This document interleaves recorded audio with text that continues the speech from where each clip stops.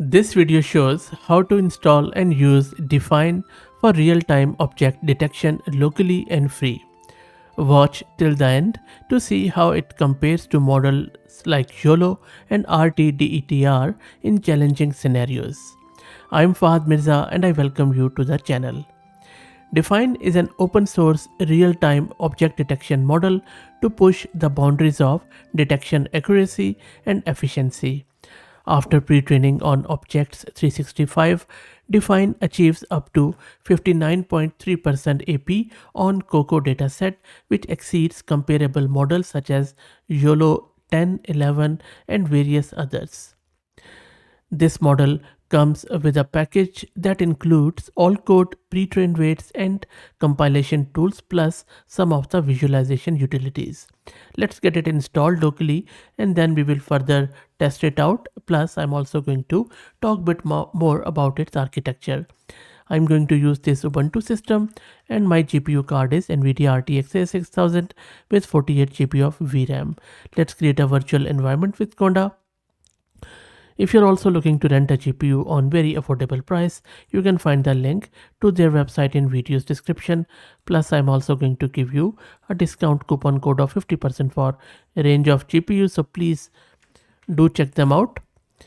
Okay, so let's go back here and our Conda environment is almost done. Then we are going to create or git clone the repo of this and I will drop the link to it in video's description. Next up, we need to install all the requirements from the root of the repo. This is going to take a few minutes. While that happens, let me introduce you to the sponsors of the video, who are AgentBot. AgentBot lets you effortlessly deploy a personalized knowledge bot across platforms like Discord, Slack, and others. It is ideal for open source tech communities and startups that provide user support, and I will drop the link to their website in video's description. Everything is installed. Now let's launch the inference demo with this simple script. And there you go, it is running on our local host at port 7860. So let's access it in the browser and it is running now. So let's first try the images and then we will go to the video. So I'm going to upload an image from my local system first. And there you go. So I have just selected this bear's image and it has selected it. So I'm just going to make it slightly smaller so that we should be able to see it. And there you go. So it looks pretty good to me, this bear one, and it has also scored it, which is pretty high. Okay, let's try out few more. So I'm just going to select maybe this scenery one. Let's click on detect object. There you go. Wow, that is good. So you see there are some birds on the top right, it has selected it, and then some kangaroos. Pretty good. So all the objects have been detected and you can see the score 2 here. That is pretty good, and they also have shared some of the examples from their repo if you want to check it out, but I'm just going to go with my own images at the moment. Let's also check the VRAM consumption. It is not even consuming, just under 1 gig of VRAM, maybe 755 meg, which is very low, really very good. Okay, let's see if it can detect a human. So I'm just going to cancel it. Maybe I'll just go here. We will go with some of the, let's do this. This is an AI generated one, by the way. Let's check it out. Okay, so it hasn't detected my face, it has just done this, which is okay. Okay, let's try another one. I'm just going to check. I'm not going to use this might be okay, I'm just searching for an image, so let's go here. Okay, let's try this one.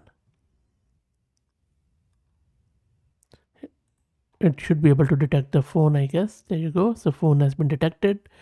Let's check the score. So person, yes, person has been detected. Cell phone, car, and if you just scroll through it, it is also going to detect it. So if I just go here, this is a car. Very nice. So pretty good, I would say. Let's try out the video one. So I'm just going to click on video. Let's first check a video from maybe their example. So I've just clicked on it. I'm not sure if, yeah, it has downloaded. So this is a video. Let's run it. So some vehicles are coming. Okay, so let's click on detect object. It is reading the frames. Yeah, processing the frames. Let's check out the VRAM consumption. If it is same for video, it has increased for video, but really, I mean, you can run it on CPU quite easily. Okay, let's run this. Wow, that is something exceptional. So real-time object detection, and it is pretty accurate. You see there is also a stationary car on the left. Okay, let's select one of my own videos. I think I have some videos here on this machine. Maybe I'll go with this famous AI video which I always use. So this is a video. It is just an AI generated one. Weird cat. Don't judge my cat, please. Okay, so it was unable to do this one. Okay, no problem. Let's try one of my another video where I'm speaking. Let's see if it is able to do it. Okay. So other video was not up to the mark for some reason, but this one looks good. So I'm just going to play this one first for you. I'm just speaking in the. Hello guys, welcome to the channel. This is just a sample video for deep. Okay, I'll stop it and then run this.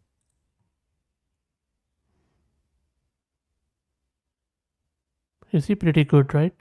So backpack, it even detected my backpack under the table, and then there are multiple mouse, keyboard, and all that stuff.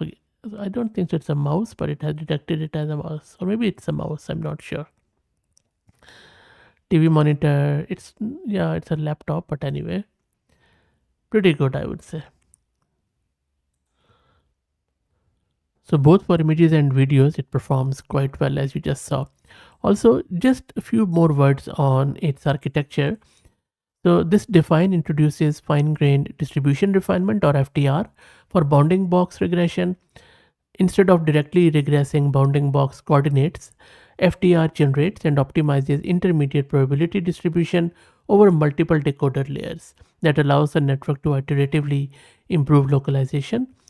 And then define also incorporates something called as go LST, or global optimal localization self distillation, that enables knowledge transfer between network layers by aligning their optimization objectives through probability based distillation. And that is why it seems that it has quite robust performance in complex scenarios with minimal impact on inference and training cost. So look, very impressed by this.